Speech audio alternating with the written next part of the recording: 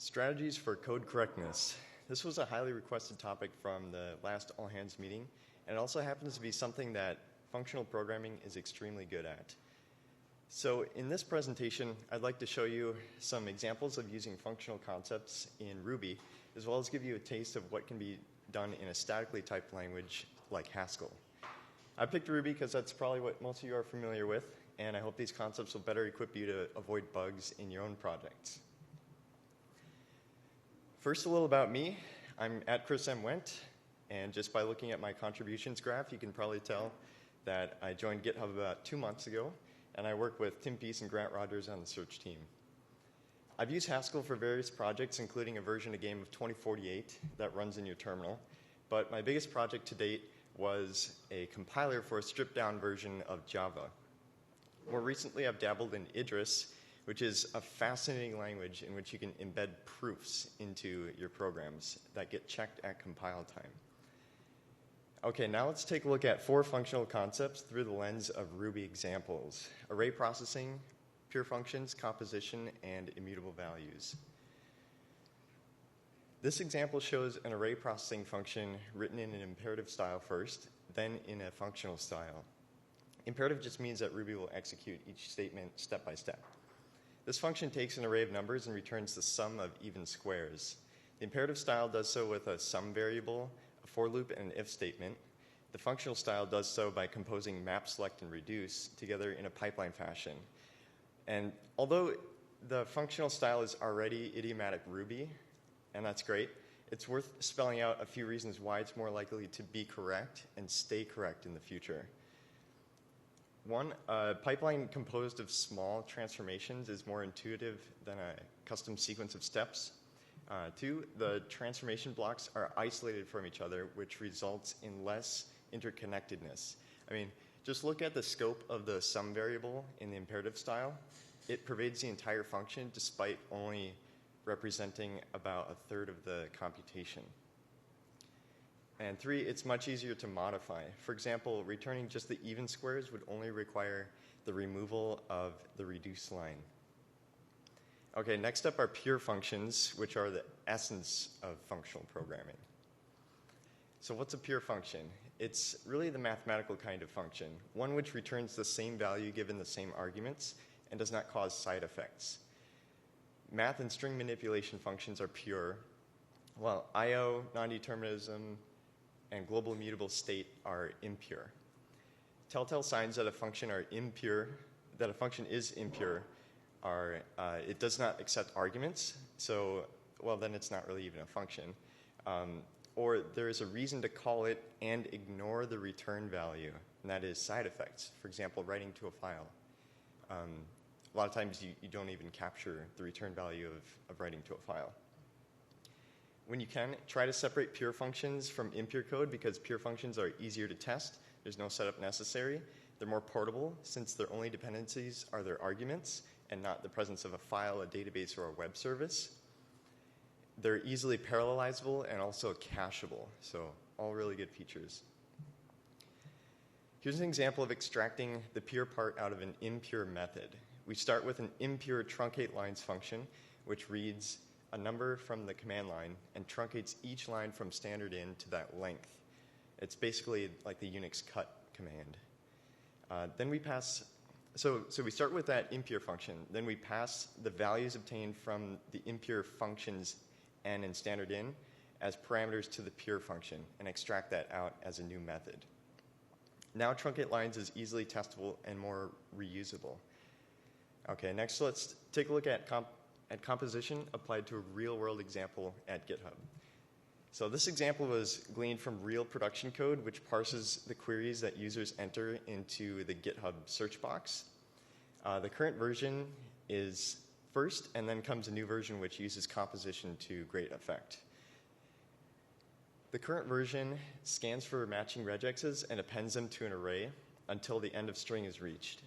The problem is that it can't be reused very easily. For example, you couldn't implement nested filters like and, or, and not just by calling itself recursively. In fact, that's the primary motivation for rewriting it.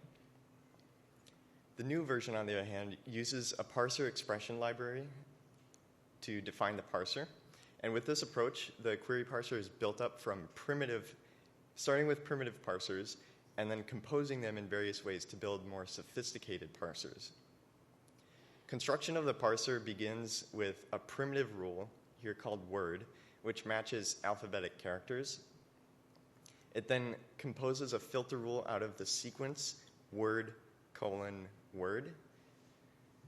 And finally, it composes a query rule out of the choice between filter and other elided parsers, which could actually in turn reuse the query rule. So that's kind of like nesting happening there. Composition leads to reusability, which leads to less code overall and less breeding ground for bugs. Next, we'll follow a hypothetical production incident and see how immutability could have avoided a bug. Say you're indexing commits into Elasticsearch and you notice that some of them are failing, but they're not showing up in the logs. You quickly realize that it's because the highlighted elasticsearch.index commit line is throwing an exception. So you move the log statement up in order to inspect the documents for problems. However, then you're surprised to find that some of the fields are no longer being indexed. What went wrong? So it turns out that the keepIf method call in the log method mutates the commit before it's indexed. It doesn't really look like a method that mutates its argument because it's not suffixed with an exclamation point, which is kind of the convention in Ruby, but the name doesn't really matter. Mutation can happen anywhere in Ruby, so all you can really do is try to avoid it so that the caller doesn't have to worry about their variables changing on them. So unfortunately, your attempt to fix a bug has just introduced yet another bug. You can get a lot of mileage out of best practices, tests, and good intentions, but we can go much further with a type checker. You can do things like banish null, and no, it's not just a dream. The optional type provides the same behavior, but only when you want it. You can prevent invalid representations of data with algebraic data types, and I'll be showing examples of that. And you can also limit the effects available to a function just by changing the type signature. So you can control I/O, state, concurrency, and non-determinism. For example, you can guarantee that an API call does not perform an HTTP delete, or that a function closes all of the files that it opens. I want to quickly show you guarantees that you can get with static types. Don't worry if you don't know how to read the Haskell-ish code. The concepts are what matter. So, we've got a plan.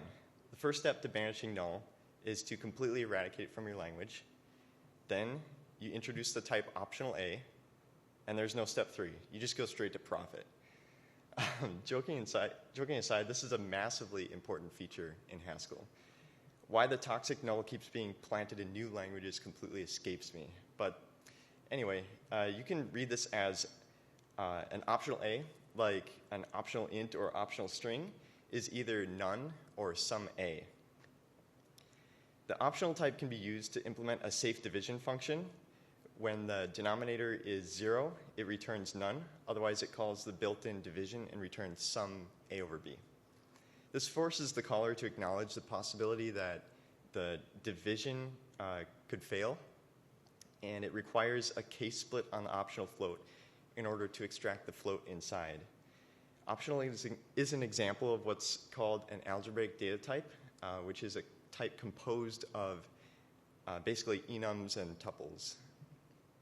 So just to give you a flavor for algebraic data types, here's an example of shape.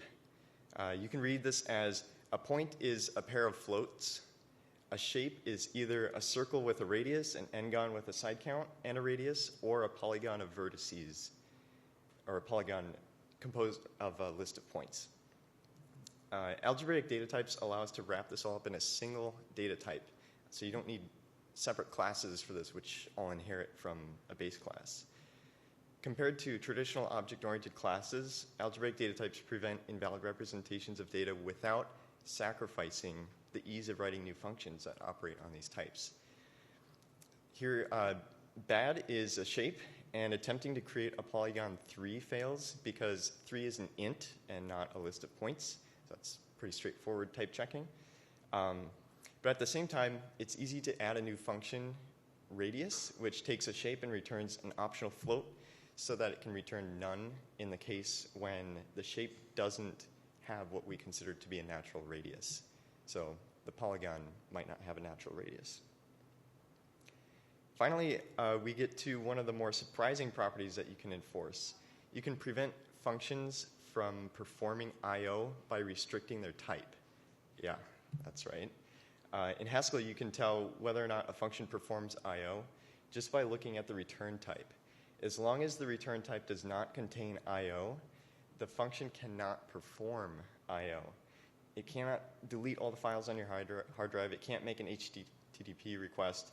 It can't even read an environment variable.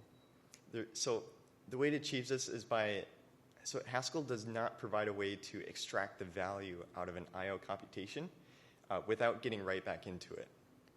So pure functions, you can tell just by looking at the return type that they're not going to perform any I/O. So if you're interested in learning Haskell, the most approachable book is Learn You Haskell for Great Good. And a more academic route is Bite My App's guide. So feel free to send me any questions you might have about functional programming or Haskell. Thank you.